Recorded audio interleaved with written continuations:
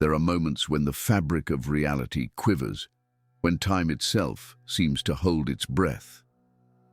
The death of the Messiah was not merely the end of a man, it was a wound in existence, a rupture where the divine and the mortal collided. The heavens did not weep, they shuddered. The earth did not tremble. It groaned as if something deep beneath its surface had stirred. But what truly transpired after his final breath? This is not a tale of sorrow, it is a story of omens, of 7 harbingers that marked the turning of an age. The sun was consumed, the temple veil was torn by unseen hands, the dead stirred in their graves, and the world shifted in ways that could never be undone. Those who had condemned him believed they had silenced him. They had unleashed something far greater. The final breath and the unnatural darkness. Golgotha loomed like a cursed wound upon the earth, its jagged rocks clawing toward the sky as if in defiance of the heavens. The crowd, once filled with jeers and cruel laughter, had grown silent.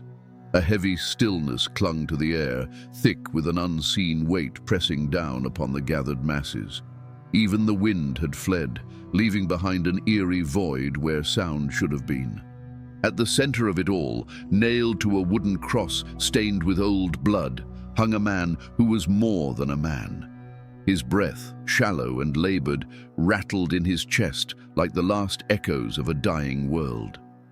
And yet his eyes still burned, not with agony, but with something ancient and knowing, as if he stared beyond the veil of the living into the abyss beyond.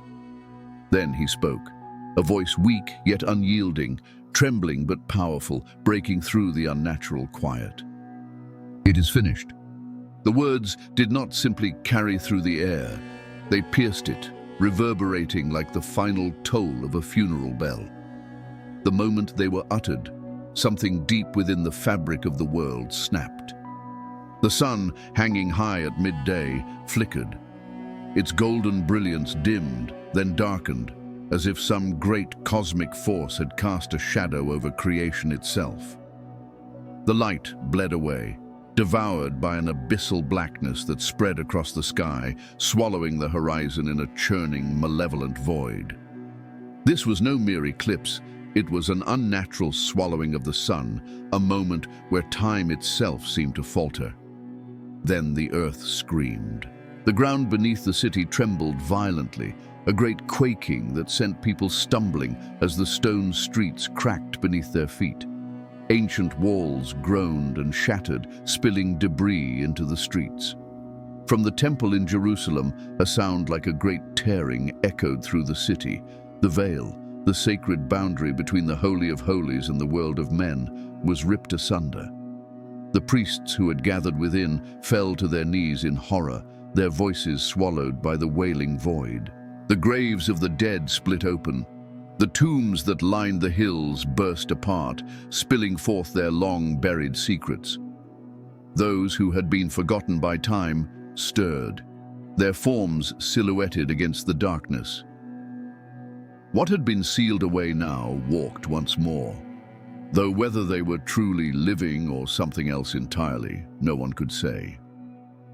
Second, the temple veil is torn. Even within the stone chambers of the temple, where no sunlight should have reached, the darkness pressed in. A cold weight settled upon the sacred halls, creeping along the polished stone, seeping into the very breath of the priests. They barely had time to whisper their confusion before the foundations trembled beneath them, a pulse of unseen force quaking through the sanctum. Then the veil shuddered. The priests moved in solemn procession, their hushed prayers now faltering, their hands trembling as an unknowable presence filled the air. Then it began. A deep, guttural sound echoed through the stone corridors, a resonance not of man nor nature, but something ancient, something primeval. The air grew thick, laden with an unseen weight that pressed into the bones of those within. The towering veil, the sacred barrier separating the world of men from the Holy of Holies, shuddered. The torches lining the temple walls flickered wildly, their flames contorting into grotesque shapes, as if recoiling from the force awakening within the sanctum. A violent gust, colder than the grave, howled through the chamber. It did not rush from the outside. It emanated from within, as though the temple itself had become the mouth of an abyss. The priests turned in horror, their sacred rituals forgotten, just in time to witness the unthinkable. With a force no mortal could wield, the veil was torn asunder from top to bottom. The sound was deafening, more than fabric rending. It was reality itself, fracturing. A shriek, neither human nor beast, howled from the unseen beyond, reverberating through the stone halls like 1,000 voices crying out at once. The air pulsed with something alive, something that had been sealed away for generations, but now stood unbound. The priests fell to their knees, their bodies trembling as an unseen weight bore down upon them. Some clutched their robes, their lips forming silent prayers, but the words faltered. The divine presence they had once called upon was gone. Others collapsed, their eyes wide, staring into the abyss where the veil had been, as if beholding something their minds could not comprehend. Their breaths came in ragged gasps, their bodies racked with the sudden understanding that the sacred had been stripped from the sacred place. The Holy of Holies lay bare, its darkness no longer shielded from the eyes of men. Where once only the high priest could step, now lay an exposed void, pulsing with a silent and ominous energy. The ancient boundary had not simply been broken, it had been violated. The temple, once a fortress of divine power, now felt hollow, abandoned by the very God it had served. A nameless fear seeped into the stones. The torches along the walls dimmed, flickering as if something unseen had passed through them. Shadows stretched unnaturally, moving without source, their elongated forms pooling across the floor like ink spilled from the heavens themselves. The sacred had become profane. One priest, his voice shaking, dared to whisper, "This is the end." And from the darkness beyond the torn veil, something watched. 3. The earth groans and shatters. Then the ground itself rebelled. A low, ominous rumble slithered through the earth, growing from a distant murmur to an all-consuming roar. The very bones of the land convulsed, as if an ancient force long buried beneath the surface had awakened. The air grew thick with dust and the scent of scorched stone. A violent tremor, unrelenting and merciless, tore through the city of Jerusalem. The streets, once steadfast, cracked open like a gaping wound. Cobblestones were wrenched from their places, flung into the air like toys in the grip of an unseen giant. Buildings groaned in agony before surrendering to the chaos, their walls buckling, their foundations splintering under the force of the unseen hand, shaking the world. People screamed, their voices lost beneath the wailing of the earth. Some fell to their knees, grasping at the trembling ground as if begging for mercy. Others fled blindly, their feet slipping on the fractured stone as their homes crumbled around them. But there was no safety, no refuge. The land itself had become a weapon, rejecting the city that had condemned the one who had come to save it. Golgotha, the place of the skull, convulsed beneath the weight of divine wrath. Deep fissures spread like veins of fire across its surface, splitting the execution site apart. The wooden crosses planted into its summit shuddered violently, some toppling, their beams cracking like bones. The very hill upon which the Messiah had died seemed to recoil, as if it could no longer bear the burden of what had transpired upon it. Beneath the temple, beneath the sacred stones where the priests had offered sacrifices for generations, the foundations began to crack. The great walls of Jerusalem trembled, their proud facades crumbling as though the city itself was being judged. The temple, once the center of all worship, now groaned under the weight of its own sins, its pillars shaking, its torches extinguished by winds that carried whispers of things unseen. The sky, blackened by the earlier darkness, now pulsed with eerie flashes of light. Not lightning, but something other, something ancient and powerful, flickering beyond the veil of mortal sight. Shadows stretched and twisted across the ground, contorting unnaturally as though dancing to an unseen rhythm. The very air seemed charged with a presence that did not belong to the world of the living. And in that moment, those who had mocked the dying man upon the cross knew a terrible truth. This was not just an earthquake. This was judgment. The land itself had become a witness to their crime, and it would not remain silent. The fourth, the tombs open and the dead rise. A whisper, soundless, rising not from lips, but from the cracked tombs. Then, as quickly as the trembling had begun, it ceased. Silence fell, thick and suffocating, as if the world itself had inhaled and refused to exhale. A chilling wind slithered through the city, carrying the scent of decay, though no body had yet begun to rot. It whispered through the ruins, a deep murmur like the earth exhaling secrets long buried. Then the first tomb cracked. The sepulchres of Jerusalem, graves of the righteous and the forgotten alike, split open as if something clawed its way back into existence. Dust curled into the air, stones tumbled, ancient seals shattered. Figures began to rise, not frail nor stumbling, but moving with an eerie stillness, as if guided by an unseen force. Their burial shrouds fluttered in the unnatural wind.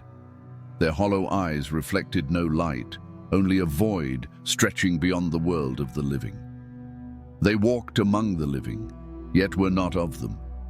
They bore no breath, no heartbeat, only the weight of something ancient. Jerusalem had become a graveyard where the dead did not rest. The living recoiled. Some fell to their knees, some fled in terror.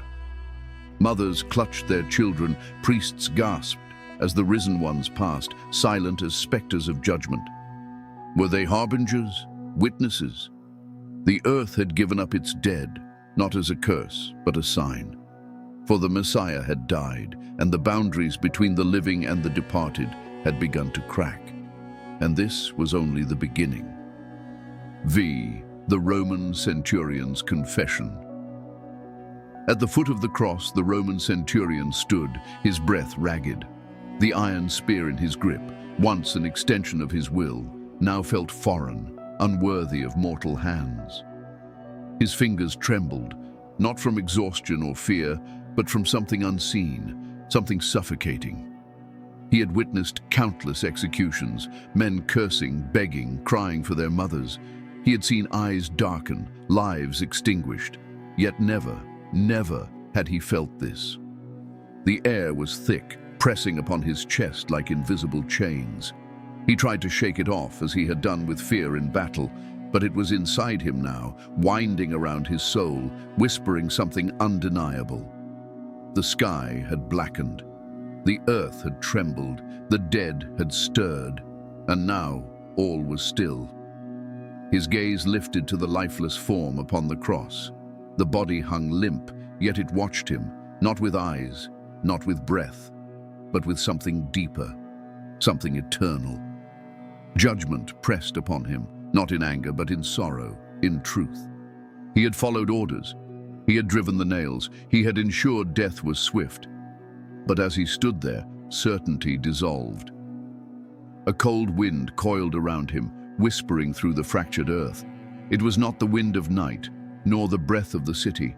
It carried voices, echoes, though none spoke. The air trembled, waiting for an answer, a confession. His heart pounded, his legs faltered, his soul recoiled. And then, like a dam breaking, words tore from his lips, not from reason, but from the unshakable truth that had seized him. Truly, this was the Son of God. The words hung in the air, irrevocable. And then the wind howled. It roared through the valley like a beast unchained, sweeping across the broken ground, rattling the temple doors. The centurion did not move. He could not move. His soul had been weighed, his deeds measured. And though the world would continue, he would never be the same again. Sixth, the people mourn in fear and regret. Jerusalem, once alive with trade and voices of the self-righteous, had fallen into whispers and terror. The crowd that had once demanded his execution now cowered beneath an unseen weight. The streets lay fractured, smoke curling from shattered homes, casting ghostly figures against the blackened sky. The darkness had not lifted. It clung to the city, watching, waiting. The devoured sun left only a sickly, distorted light, warping shadows into unnatural shapes. In the ruins of the temple, priests huddled in fear. The once sacred sanctuary stood hollow, its torn veil gaping like a mouth frozen in silent horror. They whispered prayers to a God they could no longer feel, their hands trembling, their voices cracking. Something was missing. Something had abandoned them. The elders and Pharisees, those who had condemned him, locked themselves away, their whispered reassurances empty even to their own ears. But no door, no wall could shield them from what had taken hold of the city. The air itself pressed upon them, thick with an unnatural force, as if something vast loomed just beyond sight. Then came the voices, not of men nor of women, but something else, a murmuring that slithered through the streets like a creeping tide. It did not come from the alleys or the mountains, but from the very stones themselves. The walls of Jerusalem had heard the cries of the condemned. The earth had soaked in the blood of the innocent. And now it spoke. Some tore their robes, mourning what they could not comprehend. Others ran blindly through the streets, their wails swallowed by the unholy chorus rising on the wind. Something had shifted. It was not just a man who had died. It was reality itself that had changed. 7. The sealed tomb and the watchers. Whispers spread like a plague.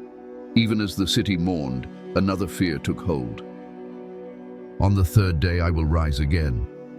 The priests, pale with desperation, rushed to Pilate. The darkness had not lifted. The earth still trembled. The dead had stirred.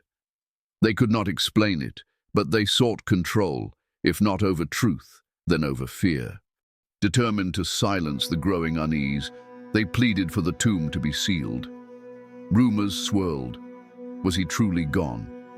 Had his words been prophecy, not delusion? Pilate, weary of their demands, relented. A stone, massive, unmovable, was rolled over the entrance. The ground groaned beneath its weight as if resisting.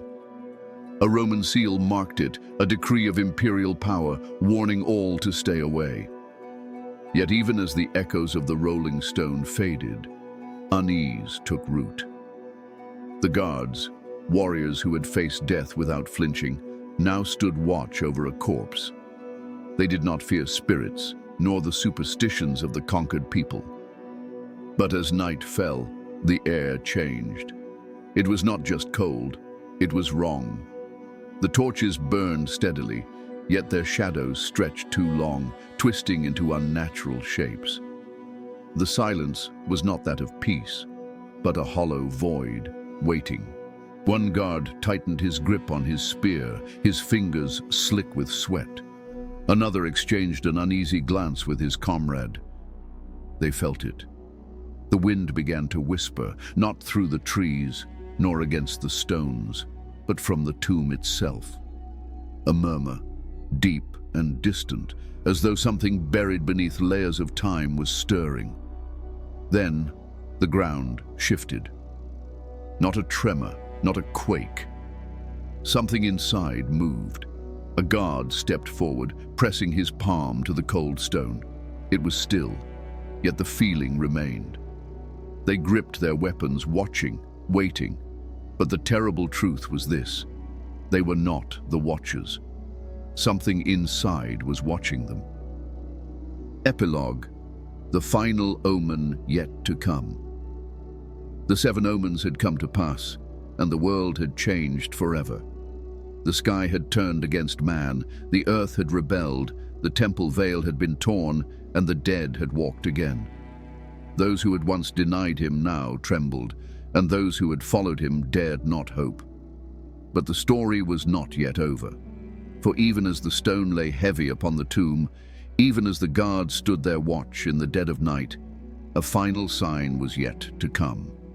And when it did, nothing would ever be the same again.